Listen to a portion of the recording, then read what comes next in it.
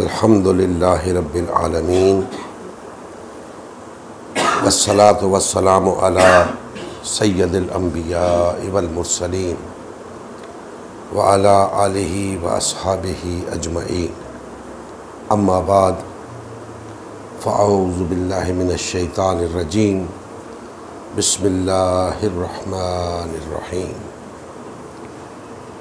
इन्नद्दीन इंदल्लाहिल इस्लाम। सदक़ल्लाहु मौलाना अज़ीम।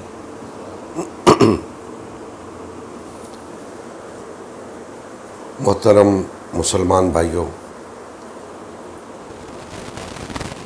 अल्लाह ताला का लाख लाख एहसान है, फ़ज़्ल व करम है उसका, जिसने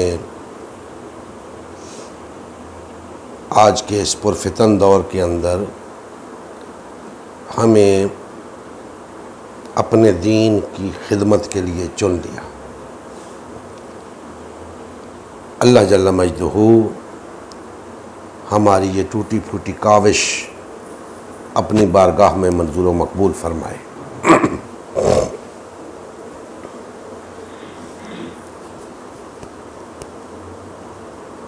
अल्लाह के यहाँ दीन सिर्फ इस्लाम है।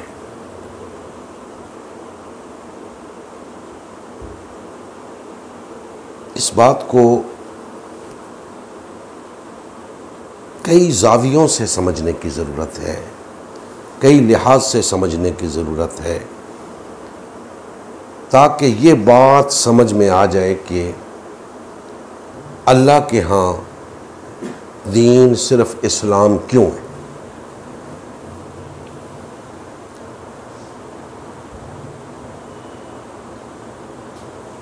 सबसे पहली बात कि अल्लाह जल्ल मजदहू ने ये दीन तमाम इंसानियत के लिए नाजिल किया है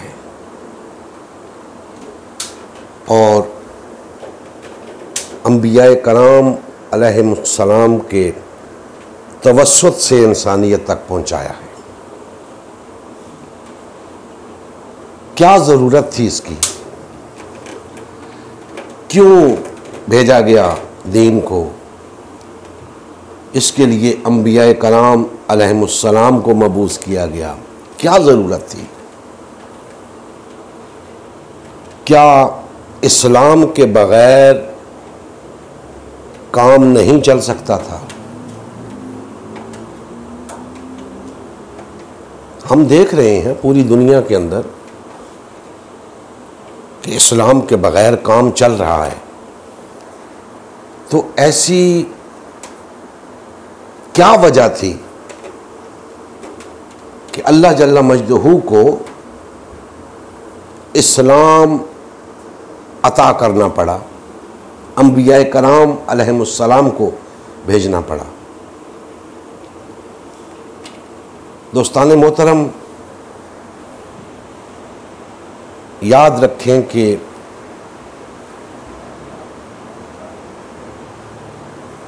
इंसान जब से इस खित्ते ज़मीन पे आबाद हुआ और उसने मिलजुल कर रहना शुरू किया, तो उसे एक निज़ाम की ज़रूरत महसूस हुई। क्यों? इसलिए कि अल्लाह तबारक व तआला ने जिस मंसूबे के तहत इंसानों को यहाँ आबाद किया, इंसानों के लिए यह ज़मीन बनाई, पूरी कायनात बनाई, उस मंसूबे का तकाज़ा था कि इंसान किसी निज़ाम के तहत ज़िंदगी बसर करे। अब इंसान इस काबिल नहीं था कि अपने तौर पे ऐसा निज़ाम तैयार कर सके जो किसी भी लिहाज से इंसानियत के लिए नुकसानदेह ना हो और हर लिहाज से इंसानियत के लिए मुफीद हो। इंसान ज़्यादा से ज़्यादा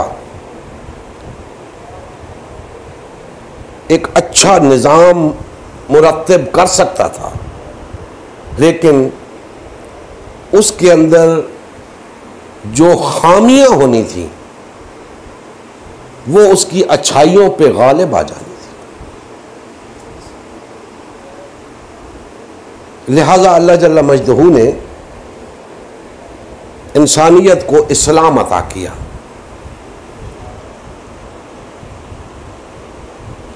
अंबिया कराम का इस सिलसिला एक चलता रहा, मबूस होते रहे अंबिया, इस दीन की दावत देते रहे इस्लाम की, और इंसानियत अपने बनाए हुए निज़ामों के तहत चल रही होती थी। और वो निज़ाम ना सिर्फ ये कि उनके अंदर नकायस होते थे, बल्कि वो चलते चलते जालिमाना निज़ाम हो जाते थे। क्योंकि जो मुआशरे के बाअसर लोग होते थे, ताकतवर लोग होते थे, वही उस निज़ाम के ऊपर काबिज होते थे, और वो मज़ीद ताकतवर होने के लिए, अपना सिक्का जमाने के लिए, अपने निज़ाम को कायम रखने के लिए जालिमाना कवानीन बनाते थे कि लोग जुल्म की चक्की में पिसते रहें, उन्हें कोई आसाइश मुयस्सर ना आए, उन्हें बुनियादी इंसानी हुकूक मुयस्सर ना आए, उन्हें अदलो इंसाफ मुयस्सर ना आए, उन्हें रोज़गार मुयस्सर ना आए, उन्हें तालीम मुयस्सर ना आए, उन्हें इलाज मुयस्सर ना आए, यानी वो बुनियादी तमाम ज़रूरियात से महरूम रहें ताकि हमारे मोहताज रहें। ऐसे जालिमाना कवानीन बनाए जाते थे। इब्तदान शायद वो उतने जालिमाना ना हो, लेकिन जैसे जैसे वो लोग अपने इक़्तिदार को मजबूत करने के लिए कवानीन बनाते थे, तो वो जालिमाना कवानीन बनते जाते थे। इन हालात के अंदर अंबिया कराम अलैहिमुस्सलाम तशरीफ़ लाते थे। किस लिए तशरीफ़ लाते थे? उस जालिमाना निज़ाम को बदलने के लिए तशरीफ़ लाते थे। ये बातें आपको किताबों में पढ़ने से नहीं मिलेंगी, तफसीर में पढ़ने से नहीं मिलेंगी कि इस्लाम के आने का मकसद जालिमाना और बातिल और तागूती निज़ाम को बदलना होता है। इस्लाम नमाजें पढ़वाने के लिए नहीं आया, रोजे रखवाने और हज करवाने के लिए नहीं आया, तस्बीहात पढ़वाने के लिए नहीं आया। ये तमाम चीजें इस मकसद के हुसूल के लिए है कि जो जालिमाना निज़ाम रूए ज़मीन पे राइज है, आम लोगों पे मुसल्लत है, उसको बदल दिया जाए। गोया इस्लाम कबूल करने का मकसद एक ऐसी पार्टी को ज्वाइन करना होता है। आज मैं सियासी जबान से बात करूंगा आपके साथ। इस्लाम कबूल करने का मकसद एक ऐसी पार्टी को ज्वाइन करना होता है जिसका मकसद खित्ते में या रूए जमीन पर मौजूद बातिल और तागूती और जालिमाना निजाम को खत्म करके आदिलाना निजाम का क़याम होता है। कोई शख्स किसी पार्टी को क्यों ज्वाइन करता है, उसमें क्यों शमूलियत इख्तियार करता है? इसीलिए कि वो पार्टी जब बरसरे इक़्तिदार आएगी तो ये काम करेगी जिन्हें वो मुफीद समझता है, जिन्हें वो सच समझकर उस पार्टी में शमूलियत इख्तियार करता है, और फिर उस पार्टी को बरसरे इक़्तिदार लाने के लिए अपनी तवानाइयां सर्फ करता है, अपना माल लगाता है, अपनी जान लगाता है। यही कुछ इस्लाम कबूल करने के बाद करना पड़ता है। गोया एक ऐसी पार्टी ज्वाइन करनी पड़ती है जिसको बरसरे इक़्तिदार लाने के लिए अपना माल खर्च करना पड़ता है, जान लगानी पड़ती है, अपनी सलाहियतें तवानाइयां सर्फ करनी पड़ती हैं। दोस्तान मोहतरम, हमारा दावा है कि हम मुसलमान हैं। 2.25 अरब अफराद का दावा है कि हम मुसलमान हैं। किसी को इस दावे में शक नहीं है। किसी को जिससे पूछें, हम जी मुसलमान हैं, हमारा दीन इस्लाम है, लेकिन मुझे शक है। किस बात का शक है? इस बात का शक नहीं कि आपको अपने दीन के बारे में शक है, आपको अपने मुसलमान होने के बारे में शक है। नहीं, अपने मुसलमान होने के बारे में किसी को शक नहीं, दूसरों के मुसलमान होने के बारे में शक है। हर शख्स यह समझता है मैं और मेरा ग्रोह तो मुसलमान है, मैं और मेरी पार्टी तो मुसलमान है। दूसरों के बारे में वो ये राय नहीं रखता। दोस्तान मोहतरम, हम सब का इस्लाम एक जैसा ही है, हम सब का मुसलमान होना एक जैसा ही है। अगर एक गिरोह कहता है कि हम मुसलमान हैं तो उसे चाहिए कि दूसरे को भी अपने ऊपर कयास करे, और अगर दूसरे के बारे में शक में है तो अपने को दूसरे पे कयास करे, फिर अपने बारे में भी शक करे। क्यों? जिस तरह तुम दूसरे के बारे में शक कर रहे हो, दूसरा तुम्हारे बारे में शक कर रहा है। नतीजा क्या है? आज तकसीम है मुसलमान, इस्लाम के नाम लेवा तकसीम है। जिस मकसद के लिए इस्लाम कबूल किया जाता है वो मकसद उनके पेश नजर रहा ही नहीं। मकसद क्या था? कि इस रुए जमीन से बातिल और तागूती निजाम को मिटाना है, अल्लाह की हाकमियत को कायम करना है, आदिलाना निजाम लेकर आना है। यह मकसद था इस्लाम कबूल करने का। मैं बता चुका हूं आपको कि हम दावा रखते हैं कि हम मुसलमान हैं, हमारा दीन इस्लाम है, और इस्लाम कबूल करने का मकसद इस्लाम को कायम करना है, इकामत दीन है। और इकामत दीन उस वक्त तक नहीं हो सकती जब तक हमारे यहां इज्तिमाइयत नहीं,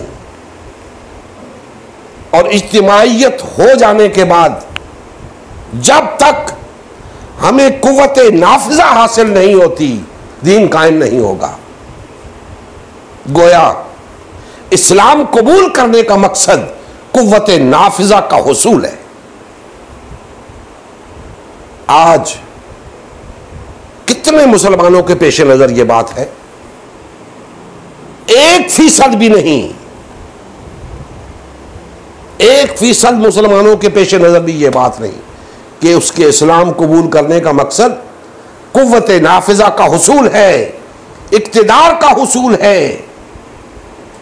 इसी को इकामत दीन कहेंगे। ज्यादा से ज्यादा ये हो गया मुसलमानों के यहां के मुतअद्दिद जमातें वजूद में आ गई हैं, इस्लाम के गलबे के नाम पे, इकामत दीन के नाम पे, इस्लामी इनकलाब के नाम पे। हालांकि मुसलमान वो होता है कि जो तमाम मुसलमानों की इज्तिमाइयत के साथ हो और वो इज्तिमाइयत इकामत दीन का फरीजा अदा करे। इस तरह जमातों के अंदर, टुकड़ों के अंदर, फिरकों के अंदर तकसीम होकर दीन की इकामत नहीं हो सकती, कुव्वत नाफिजा हासिल नहीं हो सकती। और कुव्वत नाफिजा के हुसूल को अगर आप अपने दीन में से निकाल दें, पीछे रह क्या जाता है? कुछ भी नहीं। इस्लाम के कबूल करने का मकसद ही दीन को कायम करना है। दीन कायम नहीं हो सकता जब तक आपके पास कुव्वत नाफिजा नहीं। कुव्वत नाफिजा नहीं मिल सकती जब तक आपके यहां इज्तिमाइयत नहीं। तो आज बड़ी बड़ी जमातें हमारे यहां, बड़े बड़े उलमा, वो ये बात समझने से क्यों कासिर है कि हमारी जिंदगी का मकसद, हमारे इस्लाम कबूल करने का मकसद तो इसको कायम करना है, कुव्वत नाफिजा का हुसूल है, जो इज्तिमाइयत के बगैर नहीं हो सकता। तो उस इज्तिमाइयत को इख्तियार क्यों नहीं करते? अपने अपने जत्थे क्यों बना रखे हैं? अपनी अपनी पार्टियां क्यों बना रखी हैं? हमने तो वो पार्टी बनना था, वो जमात बनना था जिसने इज्तिमाइयत कायम रखते हुए अल्लाह की हकमियत को कायम करना था, दीन को कायम करना था, कुव्वत नाफिजा हासिल करनी थी। लेकिन अफसोस कि हम अपनी अपनी जमातें बनाकर कुव्वत नाफिजा के हुसूल के लिए लग गए, इक्तिदार के हुसूल के लिए लग गए, और नतीजा यह निकला कि ना हमें इक्तिदार मिला, ना इस्लाम बरसर इक्तिदार आया। हमने जमातें बना बनाकर उस फलसफे को ही खत्म कर दिया जो एक जमात होने का था। दोस्तान मोहतरम, मैंने अर्ज किया कि इस्लाम अल्लाह ने अता ही इसलिए किया है, कोई और मकसद नहीं इसका। अता ही इसलिए किया है कि इस रुए जमीन के ऊपर इंसानों के ऊपर से इंसानों की आकमियत को खत्म किया जाए। जमीन के ऊपर इंसानों के ऊपर जो जालिमाना निजाम मुसल्लत है उनको मिटाकर अल्लाह का आदिलाना निजाम कायम किया जाए। इसके सिवा कोई मकसद नहीं। इसी मकसद के लिए की जाने वाली जिद्दोजहद पर दुनियावी फलाह भी है, उखरवी निजात भी है।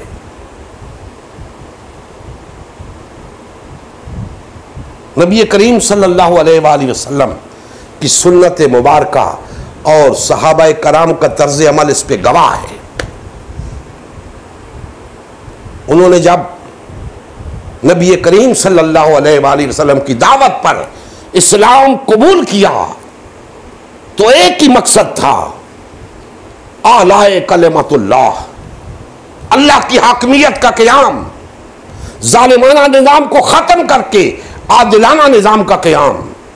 इससे कम कुछ न था। और उन्होंने साबित किया कि हाँ, हमने इसी मकसद के उसूल के लिए इस्लाम कबूल किया था। इस्लामी रियासत कायम करके बता दिया, हमारे इस्लाम कबूल करने का मकसद यही था कि इस रुए जमीन के ऊपर जुल्म के निजाम का खात्मा करके आदिलाना निजाम कायम किया जाए, अल्लाह की हाकमियत कायम की जाए, अल्लाह के दीन को तख्त पर लाया जाए, इस्लामी इनकलाब बपा किया जाए। उन लोगों ने जो इनकलाब बपा किया, दुनिया ने देखा कि उस इनकलाब ने दुनिया का नक्शा बदल के रख दिया।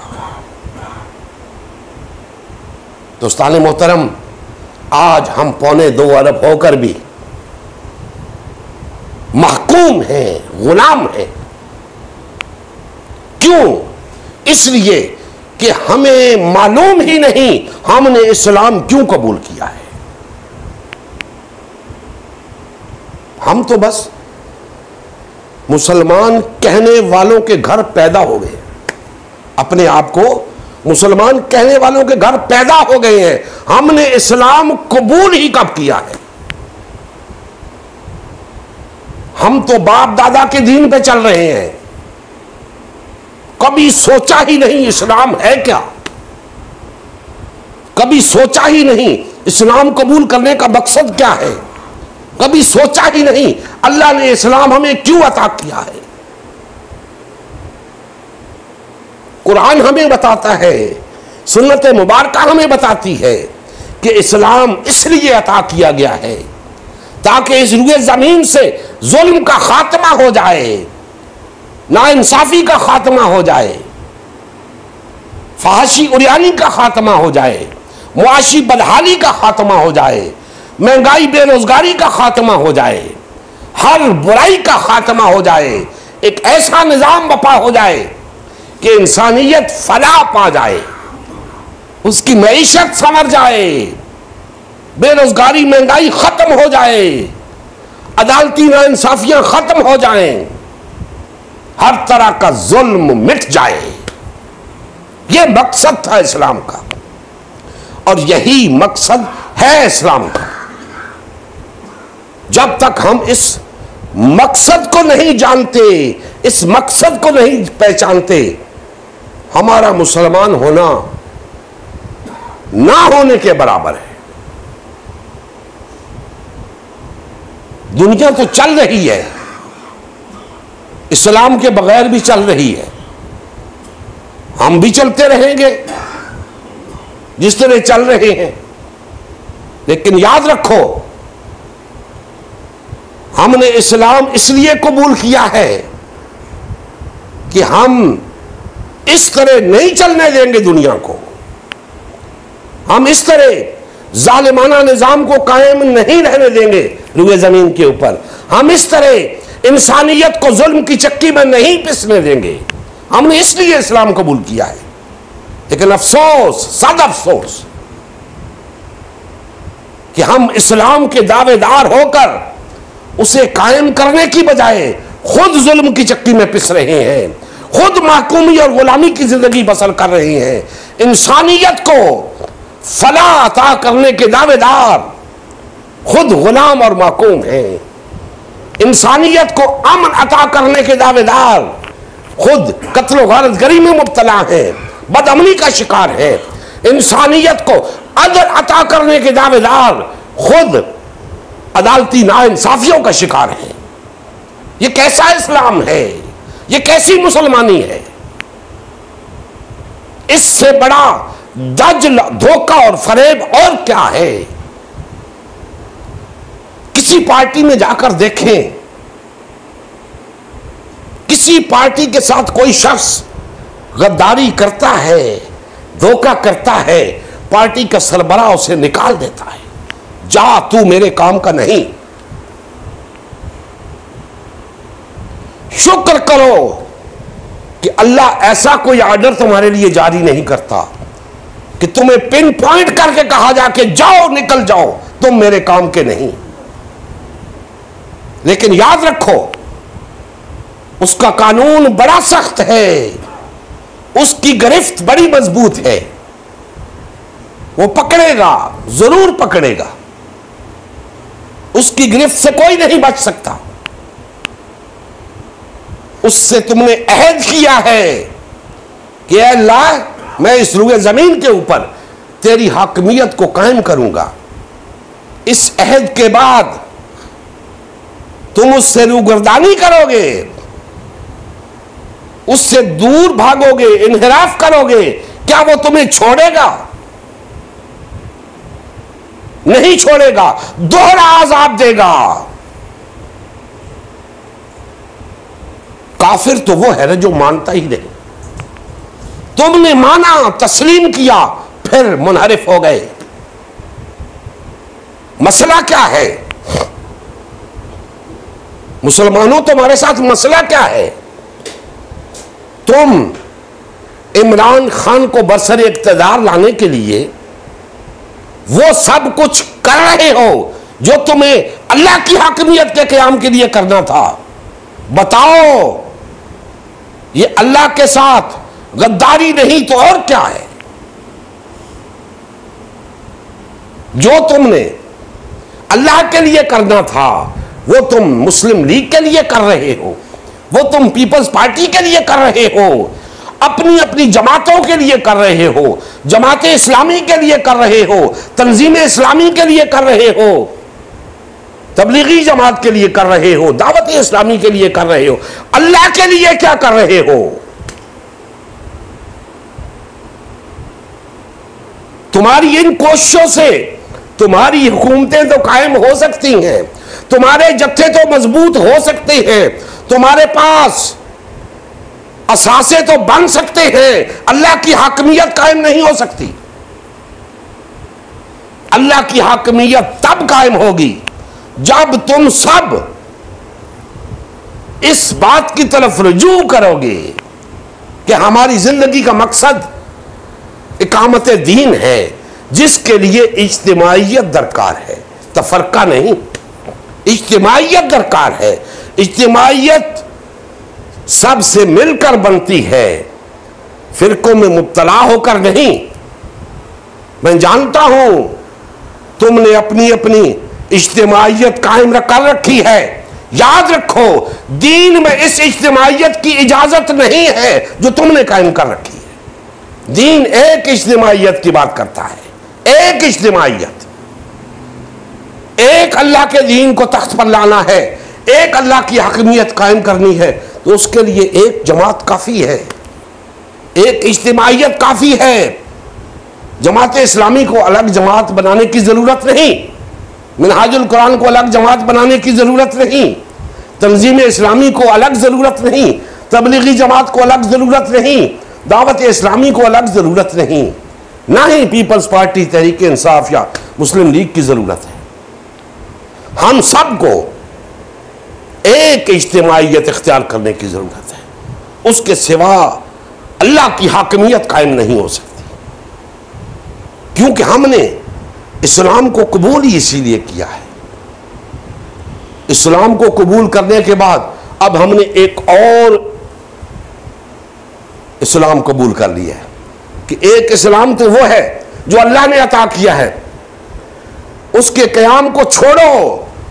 अब जो जमात हमने बनाई है उसके क़याम के लिए जद्दोजहद करती है। नहीं दोस्तों, अल्लाह की हाकमियत के क़याम को छोड़कर अपनी जमात की हाकमियत के क़याम की जद्दोजहद अल्लाह के साथ धोखा है, मुसलमानों के साथ धोखा है, अपने साथ धोखा है। बातें कहने को बहुत हैं, लेकिन हकीकत यह है कि हम सबको तौबा की ज़रूरत है, इज्तिमाई तौबा की, इज्तिमाई तौबा की ज़रूरत है। तौबा क्या होती है? तौबा होती है पलट आना उस मकाम की तरफ, उस हालत की तरफ जहां से आपने गुनाह का, गलत रास्ते का आगाज किया था, उस मकाम पे लौट आओ। तो हमने गलत रास्ते का आगाज कहां से किया? इज्तिमाइयत से। इज्तिमाइयत को तर्क किया, तफरका इख्तियार किया, अब तौबा कैसे होगी? तफरके को तर्क करोगे, इज्तिमाइयत इख्तियार करोगे, तौबा है। इसी का नाम तौबा है। इसका नाम तौबा नहीं, अल्लाह मेरी तौबा। ये क्या तौबा हुई? पलट आओ उस तरफ, उस हालत में जहां तुम उस गुनाह के मुर्तकिब नहीं हुए थे, तब पता चलेगा तुमने वो गुनाह तर्क कर दिया है, उससे तौबा कर ली है। तो आज इज्तिमाई तौबा की जरूरत है। हम सबको पलटना है कुरान और सुन्नत की तरफ। कुरान और सुन्नत जो कहें उस पर अमल पैरा होना है। आज हमने अपने अपने रास्ते बना लिए हैं। कुरान और सुन्नत ने एक रास्ता दिया है। आप जितनी बहसें कर लें, जितने तजिए कर लें, जितने नजरियात घड़ लें, बिल आखिर बात यहां पे खत्म होती है कि कुरान और सुन्नत का रास्ता एक है, जिसे सिराते मुस्तकीम कहते हैं। उस रास्ते की तरफ पलटो। लेकिन बुरा हो इस तफरके का, इसने हमें इस हाल में पहुंचा दिया है कि हम न कुरान की सुनते हैं, न सुन्नत की सुनते हैं, न अल्लाह की सुनते हैं, न अल्लाह के रसूल की सुनते हैं। हम अपने लीडर की सुनते हैं, अपने नफ्स की सुनते हैं। जिस बात की लीडर इजाजत देता है, जिस बात की नफ्स इजाजत देता है, वो काम करते हैं, और जिसका अल्लाह उसका रसूल हुक्म देते हैं उससे भी इनराफ कर बैठते हैं। तो तौबा की जरूरत है, पलटने की जरूरत है, ताकि हमारे अंदर वो इज्तिमाइयत पैदा हो। जिस इज्तिमाइयत को इख्तियार करके हमने वो मकसद हासिल करना है, कुव्वत नाफिजा हासिल करनी है, जिसके लिए हमने इस्लाम को कबूल किया है। इस्लाम ये नहीं कि तुम्हारे ऊपर जालिमाना निजाम मुसल्लत हो और तुम उसके नीचे महकूमी और गुलामी में जिंदगी बसर करते रहो, नमाजें भी पढ़ो, रोजे भी रखो, हज भी करो। नहीं दोस्ताने मोहतरम, ये कुरान मेरे सामने रखा है। इस कुरान में कहीं भी गुलामी की जिंदगी बसर करने का दर्श नहीं है। यह कुरान कहता है कि या तो गालिबा कर रहो या गालिब आने के लिए जद्दोजहद करो। अगर कम हो तो गालिब आने के लिए जद्दोजहद करो, और अगर ज्यादा हो नहीं सकता कि तुम गालिब ना रहो। अगर तुम ज्यादा होकर मगलूब हो गए, फिर तुम्हारे लिए जिंदगी गुजारने का कोई तरीका नहीं, जैसे चाहो गुजारो। जब तुमने वसाइल होते हुए, अफरादी कुव्वत होते हुए महकूम और गुलाम बनना पसंद कर लिया, अब जो चाहे करो। अब न तुम्हारी नमाजें मतलूब हैं, न तुम्हारे हज मतलूब हैं। अगर चाहते हो कि तुम्हारी नमाजें भी कबूल हो, तुम्हारे हज भी कबूल हो, तुम्हारे वज़ाइफ भी कबूल हो, तो फिर लौट आओ, जिद्दोजहद शुरू करो। मेरी हाकमियत के क़याम की जिद्दोजहद शुरू करो। जो लोग इस जिद्दोजहद को शुरू कर देंगे, उनकी नमाज भी कबूल, उनका रोज़ा भी कबूल, उनका हज भी कबूल। और जो कहेंगे कि नहीं जी, इस जिद्दोजहद से, इस सियासत से हमारा क्या ताल्लुक, तो वो जाने और उनका अल्लाह जाने। वो अल्लाह उनसे पूछ लेगा, हमें पूछने की जरूरत नहीं। अल्लाह पूछ लेगा कि बताओ, जो जिंदगी मैंने तुम्हें अता की थी, तुमने दावा किया था कि तुमने मेरे दीन को कबूल किया है, बताओ मेरे दीन के लिए तुमने किया क्या? नमाज पढ़ी तो अपने लिए, रोजा रखा तो अपने लिए, हज किया तो अपने लिए, मेरे दीन के लिए क्या किया? क्या मेरे दीन के लिए कोई गाली खाई तुमने? मेरे दीन की खातिर कोई तकलीफ उठाई तुमने? मेरे दीन की खातिर कोई माल खर्च किया तुमने? मेरे दीन की खातिर कोई सलाहियतें सर्फ की तुमने? क्या किया? दुनिया में मौजूद बातिल और तागूती निजामों की खातिर तो तुमने बहुत कुछ किया, मेरे दीन के लिए क्या किया? दोस्तान मोहतरम, उस दिन से डरो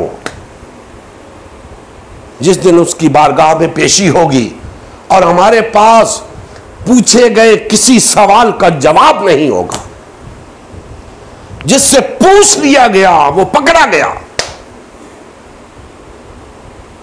वो पकड़ा गया। कोशिश करें, अल्लाह से दुआ करें, रो रो के अल्लाह से दुआ किया करें, ऐ अल्लाह ऐसा मुसलमान बना कि आखिरत में तेरे गजब से बच जाऊं, तेरे सवाल से बच जाऊं। क्योंकि अगर पूछ लिया गया तो हमारे पास कोई जवाब नहीं होगा। इधर उधर की मारेंगे, जवाब कबूल नहीं होगा। या अल्लाह मैं तो ये कर रहा था, मैं तो कोशिश कर रहा था, सामने दिखाया जाएगा, बताया जाएगा, सब कुछ लिखा हुआ है उसके यहां, बताया जाएगा तुम कुछ नहीं कर रहे थे, कुछ नहीं कर रहे थे। जो करना चाहिए था उसमें से तुमने कुछ नहीं किया, मेरे लिए तुमने कुछ नहीं किया, मेरे दीन के लिए तुमने कुछ नहीं किया। तो दोस्ताने मोहतरम, अल्लाह जल्ला मजदूहू या अल्लाह का दीन हमारा मोहताज नहीं, हम मोहताज हैं। हमें जरूरत है दीन की अपनी फलाह के लिए, दुनिया में भी और आखिरत में भी। लिहाजा हमें नफ्स की गुलामी से पहले निकलना है और उसके बाद उन जंजीरों को तोड़ना है जो मजहबी पेशवाओं और सियासी रहनुमाओं ने हमारे पांव में डाल रखी हैं। आजाद होना है, हमने अल्लाह का बंदा बनना है और फिर इस्लाम कबूल करने का जो मकसद है उसके हुसूल के लिए लग जाना है। मैं दावे के साथ कहता हूं, अगर हम इस्लाम कबूल करने के मकसद को समझकर उसके हुसूल के लिए लग गए, हो नहीं सकता कि अल्लाह की मदद और नुसरत ना आए, हो नहीं सकता कि अल्लाह में कामयाब ना करे। कमजोरी हमारे अंदर है, कोताही हमारे अंदर है, नालायक हम हैं, दीन का कोई कसूर नहीं।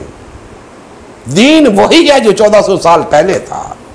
अगर उस वक्त दीन गालिब आ गया था, आज भी आ सकता है। शर्त यह है कि हम उसी तरह दीन को दीन समझें, दीन को हिंदू मत की तरह मजहब ना समझें, क्रिश्चियनिटी की तरह मजहब ना समझें, सिख मत की तरह मजहब ना समझें, दीन को दीन समझें, तब बात बने। अल्लाह जल्ला मजदहू हमारे हाल पे रहम फरमाए और कमा हक को हु हमें इस दीन के गलबे के लिए जिद्दोजहद की तौफीक अता फरमाए। वमा अलैना इल्लल बलागुल मुबीन। नबी करीम सल्लल्लाहु अलैहि वसल्लम की ज़िंदगी का मकसद गलबा दीन इस्लाम था। इस मकसद के हुसूल के लिए उम्मत मुस्लिमा की तश्कील हुई। उम्मत मुस्लिमा ने नबी करीम सल्लल्लाहु अलैहि वसल्लम की सयादत व क़यादत में इस्लाम को गालिब व नाफिज़ किया। जब तक उम्मत मुस्लिमा में वादत रही, इस्लाम का गलबा बरकरार रहा। जैसे ही उम्मत मुस्लिमा में तफरका रोनमा होना शुरू हुआ, यानी पार्टीबाजी शुरू हुई, इस्लाम का गलबा जाता रहा। आज गलबा दीन इस्लाम की बहाली की वाहिद सूरत उम्मत मुस्लिमा की तश्कील नौ है। अल्हम्दुलिल्लाह, हमने गलबा दीन इस्लाम की बहाली के लिए अल्लाह के रसूल की जमात उम्मत मुस्लिमा को बाल व फाल करने का बेड़ा उठाया है। ये हमारा ही नहीं, हर कलमा गो का अव्वलीन फ्रीज़ा है कि हर किस्म के बातिल और तागूती निज़ाम के ख़िलाफ़ उठ खड़ा हो और गलबा दीन इस्लाम की बहाली के लिए फ़िरकावारियत और पार्टीबाजी से किनारा कश होकर सिर्फ़ और सिर्फ उम्मत मुस्लिमा को बाल व फाल करने में अपना तन मन धन लगाए। इस मिशन का हिस्सा बनकर अपना फ़र्ज़ मनसिबी अदा कीजिए, हक़ मुसलमानी अदा कीजिए। मज़ीद तफसील के लिए हमारा यूट्यूब चैनल उम्मत मुस्लिमा सब्सक्राइब करें। हमारा फेसबुक पेज उम्मत मुस्लिमा की तश्कील नौ लाइक करें। इस पैगाम को ज़्यादा से ज़्यादा शेयर करें। सवाल व जवाब या फ़ीडबैक के लिए हमारा व्हाट्सएप ग्रुप या मैसेंजर ग्रुप ज्वाइन करें या इस नंबर पर रब्ता करें। नंबर और तमाम लिंक्स डिस्क्रिप्शन में भी मौजूद हैं। जज़ाकल्लाह खैर।